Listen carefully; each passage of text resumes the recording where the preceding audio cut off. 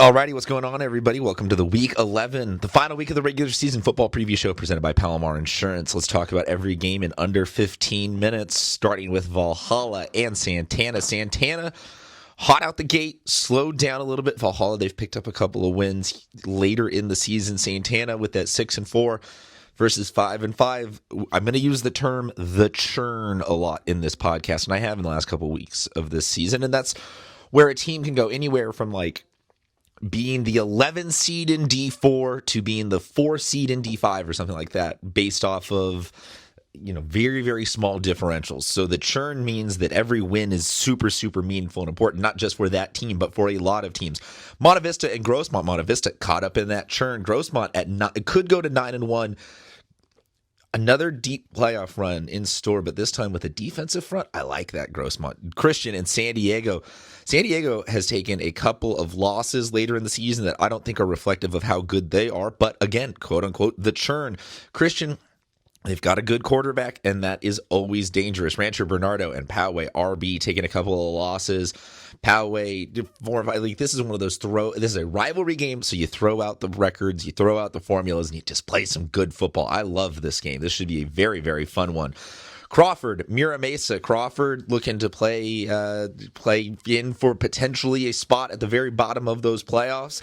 Mira Mesa also kind of trying to get caught up in that situation. So even though sub 500 record, still a very important game for both of those teams. University City and the now allegedly number one Cathedral Catholic. Cathedral beats Lincoln last week. Cathedral has some of the best football players in San Diego. University City, very good team as well. Very good offense. So this will be a good game. I think UC probably has an uphill battle there, but at 5-5 with tough strength of schedules, again, the churn. Oceanside and El Camino. Oceanside, after a tough start win-loss wise, has finally turned it on. I have been big on Oceanside all season long. Them at 6-4 is very respectable, very much like they're headed in the right direction. El Camino, they are now the case study. Last year it was Saints. The Saints went 0-10, played a tough schedule, dropped down to D3, and rattled off a CIF championship. El Camino, if they go 1-9 and drop down to something like D3, I still somehow think that they're like the most dangerous team in that playoff bracket. Carlsbad and Del Norte, apologize for my lights going out, got to follow the intern around the house. Carlsbad and Del Norte. Carlsbad, they take a tough loss. They're going to bounce back. Del Norte, they're just trying to play spoiler on that one. Torrey Pines and LCC starting to get some number one votes from voters. The Torrey Pines trying to play spoiler. Right now, the open division picture is not clear. Everybody that is 8-1 and on this page, Cathedral, Lincoln, Carlsbad, LCC, they're all in this mix. Mission Hills is in there's razor thin margins, so everything is worth watching on this Thursday and Friday night. Fallbrook, Westview, let's see if they can stay above 500 this season and head in the right direction. On to Calexico and Vincent Memorial. This two teams here at the bottom end of the churn. Calexico, I get this feeling that they're good. I think that a 4-5 Calexico team headed into the playoffs can be a nice little story. La Jolla and Madison. I am a La Jolla alum. I love my Vikings. I root for my Vikings every week. I have no hatred of Madison. I like Rick Jackson. He not the head coach anymore, but I like that whole squad. I still always say, go Vikings, though. Go, baby, go. Granite Hills, Steel Canyon, those records this late in the season, this is beautiful. The East County has had some redefining of what the rivalries are, and I would love to see this one stay close and be a bit of a dogfight. Coastal Academy and La Jolla Country Day. Coastal Academy, look at them, man. The Stingrays putting it together on all fronts. La Jolla Country Day is a good test for them, though. La Jolla Country Day down to 19 kids on the roster this season. So, just when you're a small school hanging in there, surviving, you get tons of props just for even finishing the season. But let's talk about the Discovery Bowl. You hear the intern in the background. She's shaking her noisemakers, ready for this one. This is going to be a fantastic game. Mission Hills is in that group that is fighting for their open division life. San Marcos with the Reese kid and Crete Makahele, they got weapons. So at the very least, this one will be entertaining. I have no idea who's going to win it, though. Vista and Rancho Buena Vista, there's a trophy for this one. We found out, and I think that the trophy is going to be headed back to RBV for the first time in a minute. Rancho Buena Vista potentially at 6-4 there. Man, do they wind up with a home playoff game? All sorts of goodness is going to come from that story. Classical Academy and Army Navy. Army Navy beats Bishops last week to look like they are the real deal this year. Classical Academy just trying to play spoiler. Calvin Christian, they are the section team or the in-section team in this one, so we root for them against River Springs. Escondido and San Pasqual. San Pasqual's offense is absolutely clicking. I posted a video. Yeah, the intern is a big Robert Renteria fan, the San Pasqual quarterback. Robert Renteria, he is dialed in on the deep balls. He's running well. San Pasqual has picked up a bunch of wins after their tough start to the schedule. And I think that Escondido can play spoiler here, but this is one where San Pasqual, I will be interested on the opposite end of the churn. Does a 7-3 San Pasqual team wind up playing themselves into having to play a road game in D2 instead of a home game in D1 or something like that? I don't know. Kind of interesting. Valley Center and Ramona pair teams up there in the northeast part of this section, chopping it up. I like this one, man. At Ramona with a chance to go to 6-4 after a tough start to the season with some strong strength of schedule. Valley Center kind of playing with house money, trying to just hang on for dear life and get there at 4-6, be swept up at the bottom end of it.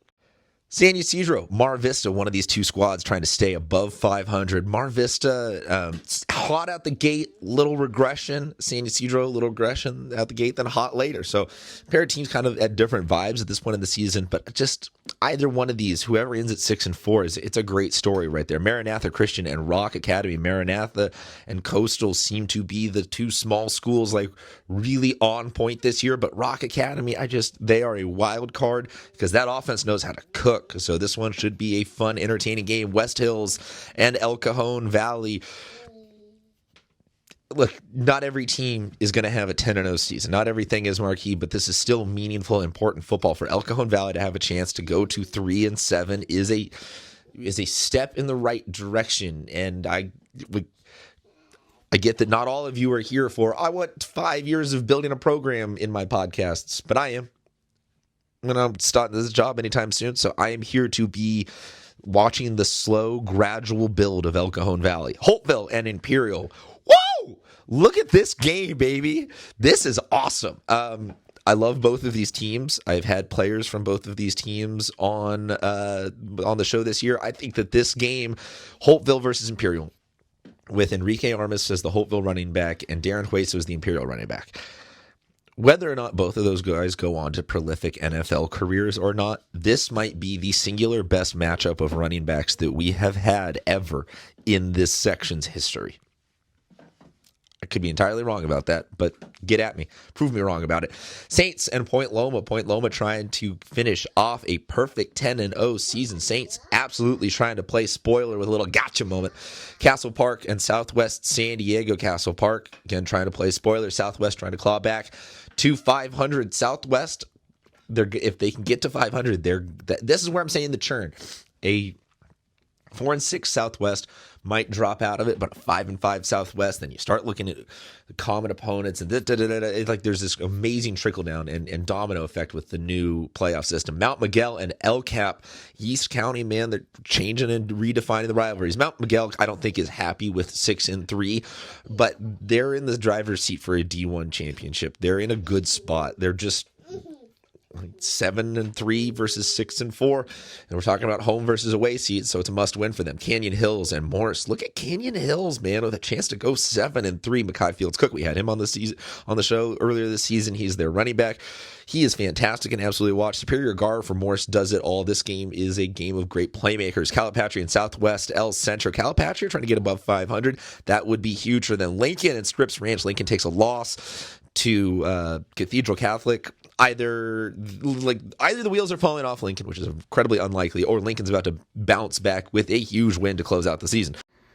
Horizon Prep and St. Joseph. St. Joseph at 7-1. You got to like their opportunities here to close out the season on a win. Otay Ranch and Chula Vista. The revenge game for Howard Bannister. No, I'm just kidding. Bannister over. He was the head coach at Chula. He's over at Otay. That just makes it a fun rivalry here, kind of kind of interesting that if Otay 4-6 could sneak in there at the bottom, I like them in the playoffs a little bit. Mountain Empire and Foothills Christian. Foothills victory screech for them, getting their first 11-man win last week. Congratulations to them. They got to take on Mountain Empire though now. So now that the gates are open, Foothills, see what you got. West Shores, Julian. Let's see if Julian can get to 6-3 to close out the season. How about that one? Olympian and Hilltop. I love this. Look at those records next to Olympian and Hilltop. The intern is pumped for this one. Olympian is a very, very good team, but Hilltop is a sneaky good team. And when you have very good versus sneaky good, you're going to get good football. This would be an upset for Hilltop to win this one, but not an outrageous, didn't see it coming one. Mater Dei Catholic and Eastlake. Eastlake trying to get back to 500. Mater Dei Catholic trying to say, no. We're still the number one team in the South Bay this season. Escondido Charter, Orange Glen.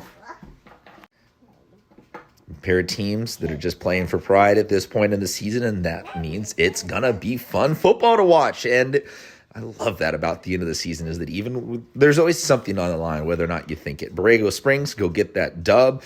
Kearney and Coronado and Kearney, two teams that I use the term the churn way too much. I know, I get it, but it's hard to put your finger on this. If these two could meet up again in the D4 or 5 playoffs. These two could separate each other. One goes to D4, one goes to D5. This is really tough, and both of these teams have really, really highs and mediocre lows, and we got to figure out who's going to be out there. Montgomery and Bonita Vista. Montgomery trying to close out the season at 6-4, get themselves into a little bit of a good playoff positioning. They've got a good team. They just need to dial up some offense here against Bonita.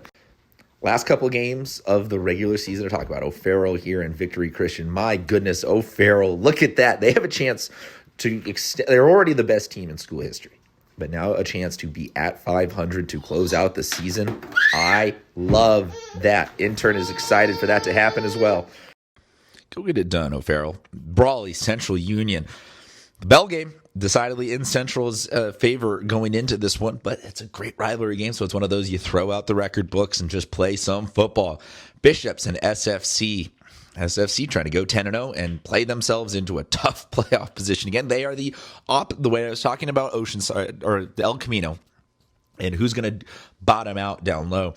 SFC always overshoots the last couple of years what they could reasonably be expected to do in the playoffs. They're going to play with the big boys, it would seem. Mission Bay and Hoover. Mission Bay trying to maintain perfection this year. Hoover trying to play spoiler for it. That's every game from week 11. We will have all of the scores and reactions and all that, and then all the playoff seedings and everything that you could possibly imagine. Thank you for tuning in to a great season. Thank you for putting up with the fact that I'm doing this in a different format than normal because I have a toddler and life is insane. But we appreciate your support as always. And thank you to Palomar Insurance. Go support the people that support us. Talk to you guys soon.